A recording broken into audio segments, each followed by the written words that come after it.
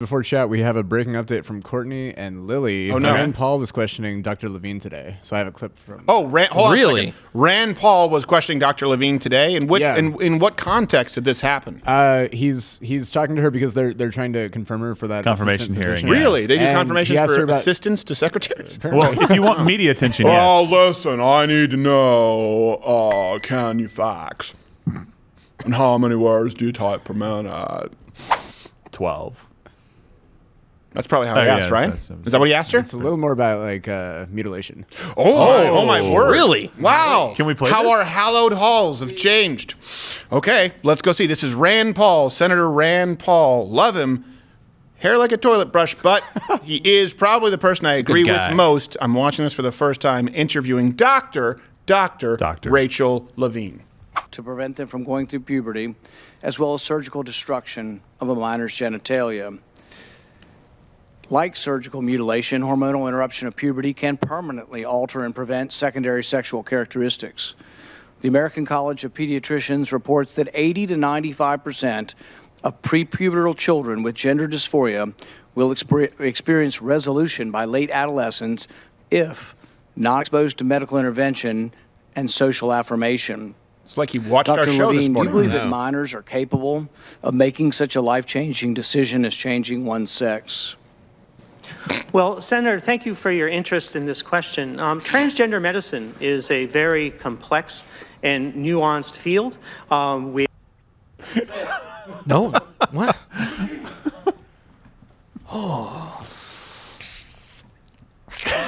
Careful. It's like Careful. it's like Mitch McConnell.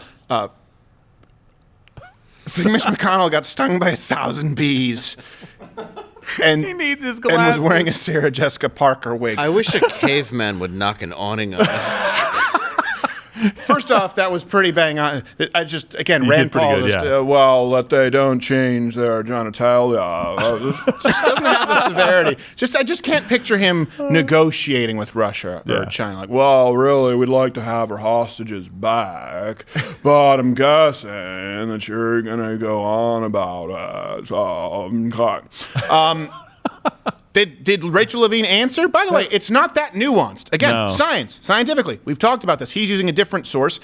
When you actually look at the study where they took individuals and then took a number, it's 98%. Yeah, he said late adolescence. This Yeah, other late study could adolescence. include The a little other bit. one actually- included younger people. We actually just got another video Oh, that another gives one. more of Levine's answer. Okay, well, one thing, let me just address this because we addressed this earlier. It's almost like he's watching the show. So when you Yeah. include younger kids, 98% of them grow out of it. And then there's number 60 to 90s when you're just talking about adolescence at that point, often because that kind of a mindset has been fostered and they've been encouraged. Yeah. And so that is 98% grow out of it versus 0% once you have hormonal intervention. And regardless of what you think, if you think that American transgenders have it worse than American slaves or Jews in the Holocaust, well, then fine. But there's the fact still remains, a 19% higher suicide, 19 times, times yeah. higher suicide rate, a 40 to 43% attempted suicide rate in the transgender community. So again, it goes from 98% likely that they don't end up in that demographic to 100% likely that they do end up in that demographic. That's the science. Yeah. Those are the tables that you have available to you, and we have them up at louderwithcrowder.com.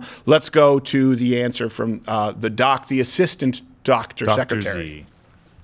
Transgender medicine is a very complex and nuanced field, and if confirmed to the position of Assistant Secretary of Health, I would certainly be pleased to come to your office and talk with you and your staff about the standards of care and the complexity of this field.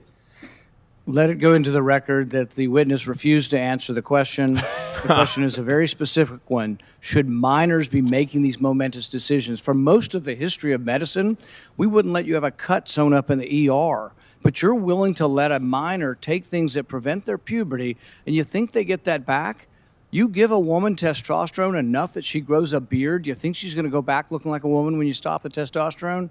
You have permanently changed them. Infertility is another problem. None of these drugs have been approved for this. They're all being used off-label. I find it ironic that the left that went nuts over hydroxychloroquine being used possibly for COVID are not alarmed that these hormones are being used off-label. There's no long-term studies. We don't know what happens to them. We do know that there are dozens and dozens of people who've been through this who regret that this happened and a permanent change happened to them. And, you know, if you've ever been around children 14-year-olds can't make this decision. In the gender dysphoria clinic in England, 10% of the kids are between the ages of 3 and 10. Wow. We should be outraged that someone's talking to a 3-year-old about changing their sex. I can't vote for you if you can't. Thank you so much, Senator Paul. Senator Levine, thank you. Well, I don't know. I think YouTube might ban No, they're gone. Dr. Paul. By the way, Gotta they're be. both doctors. Oh. So which one is the science that you trust? Yeah. Maybe the one who actually brought science to the table in Dr. Paul, as catty as he may sound? How does that even make you conservative? I don't know. That's It's the thing. just, why are we even discussing it? But it's clear the left doesn't want you if you just from that video clip, right? There was once upon a time, and by this I mean you have to go way back to like 6 years ago, where you would have both Democrats and Republicans watch that, and most of both Democrats and Republicans, members from both parties, would go, "Oh yeah, that the guy with the mop curl is right." Yeah.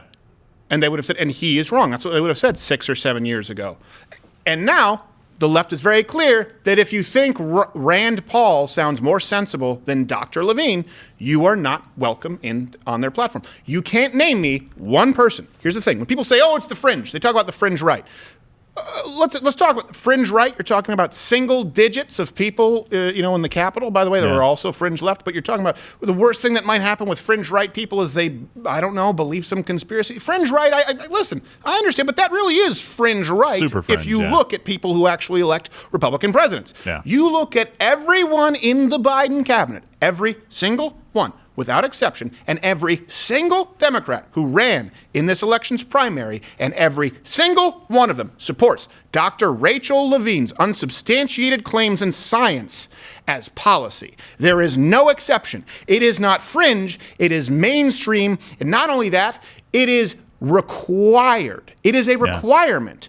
If you are to be a representative of the Democratic Party, that you believe children should be allowed to block their own puberty. The only difference in the debate now is that some of them don't believe that they should require their parents' consent. So, okay, all right, granted, moderate and far left. What point is it fringe? That's what I'm saying right now. There's a radical far left, which is the DNC, and then everything else. And everyone else needs to understand where they vote. Yeah, absolutely. Well, do you know how hard it's going to choose between like a lollipop and a sticker after your pediatrician lops off your dong? Right.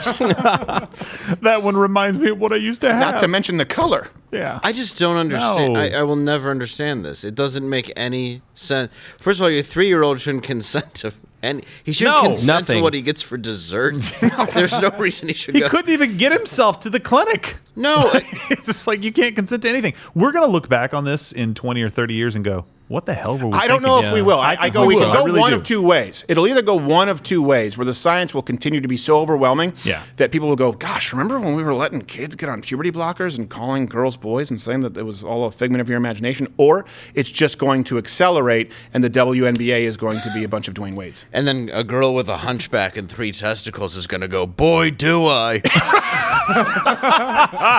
Those were the days. Just for the record, while I'm talking about the science being incomplete, picture the most jacked person you can in one of those bodybuilding magazines where it's so absurd, veins in their lower abs, where you know that this is not a creature that exists in nature. This is a walking human pincushion. Think Russian wrestling team in the 80s, right? Yeah. Think that kind of level of hormonal enhancement in a male athlete. It is still not even close to the hormonal differential between the testosterone in a woman and a man.